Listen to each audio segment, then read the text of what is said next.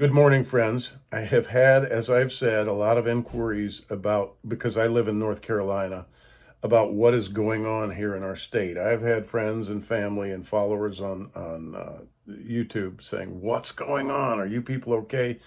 Of course, we are okay because we are way, way, way east of the area that was mostly damaged. Finally, I am.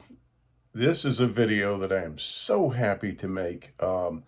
And I felt compelled because yesterday I was so unsure about what was going on in my state of North Carolina to the west of us in the mountains in the area of Chimney Rock. Devastating there. The Hurricane Helene aftermath, well, the remnants of Hurricane Helene coming through the mountains. It was pretty devastating and pretty tragic. However, I found a video, finally, what I was looking for from a young man on the ground who is from that area, and he is literally walking around. I'm going to put the link below so you can see this for yourself. He's walking around, actually penetrates and goes into Chimney Rock, and he's giving you a hands-on account of exactly what he's seeing. He's filming it, and he did a marvelous job. Yes, there is devastation. It's pretty thorough. However, there are structures standing. Um, he reports, he goes and talks to homeowners who've pretty much lost their home. He does a walkthrough of a home that was gutted by the flooding with the woman who owned it. They've lost their property. It is eroded away, and they don't know if they will rebuild. He talks to a young man operating a skid steer, and they share their stories, and they're saying there are no bodies. There aren't these bodies. There were. I mean, there were, to date, there have been, I don't know, like 166 deaths from the hurricane.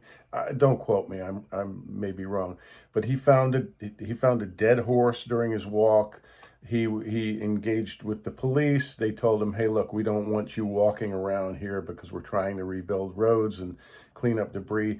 So he wasn't bullied. He wasn't fearful of the police, and he kept walking. He said, "I'm going to get out of here." But hopefully you'll watch this video. It's a good long video. But he and the other kid are saying, "No, there's not the smell of death. The eminent domain thing is just theory, as far as we can tell." He said, "I've spoken with the authorities here on the ground, and they're saying no. There's nothing like that going on." You want to continue to watch these things. We have all become very fed up and very distrustful of our government, and rightly so. That's a healthy reaction to what we've seen lately, particularly with this administration, and with them not having enough money to really handle the situation. We heard it from Kamala's mouth. They're giving $750 to people who've survived this storm, and when they're spending billions on illegal aliens, not immigrants. They're not immigrants. And these Haitian refugees they brought, I don't want to get into all that, but it's very positive is what I'm saying. And that makes me feel good. And hopefully this message will make you feel good too. But please watch this young man's video. Mark Honeycutt is his name. And I will post a link below. By now it's gotten over 1 million views, but the message is very positive and very hopeful. Yes, it was very tragic, and yes, you can see almost thorough devastation, but surprisingly, I'm seeing structure standing, and that means a lot. But the landscape has totally changed. Their lives are forever changed.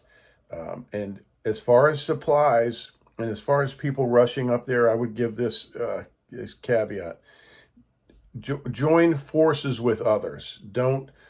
I would strongly urge you and dissuade you from driving up there with your car with a few supplies or something like that. I know the urge is strong to be helpful, and that's a good thing. But the way that we can be helpful is by joining forces with others. Like in our neighborhood, I'm not going to hop in my truck and run up there because my tires are shoddy. I need new tires. That'll take me a few days just to get scheduled to get tires. We've got someone in the neighborhood with a truck. They're pooling resources locally, and truckloads are going up there rather than, looky-loos and people meaning well and wanting to help, but bringing a few gallons of water or gas. That's not helpful because that clogs up the roads.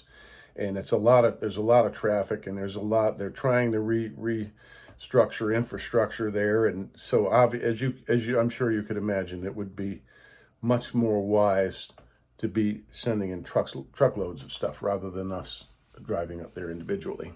So very, very, very pleased to hear this message this morning. This really brightens my day. Again, it's very, very sad. We've had a lot of loss of life there. But stay positive, people.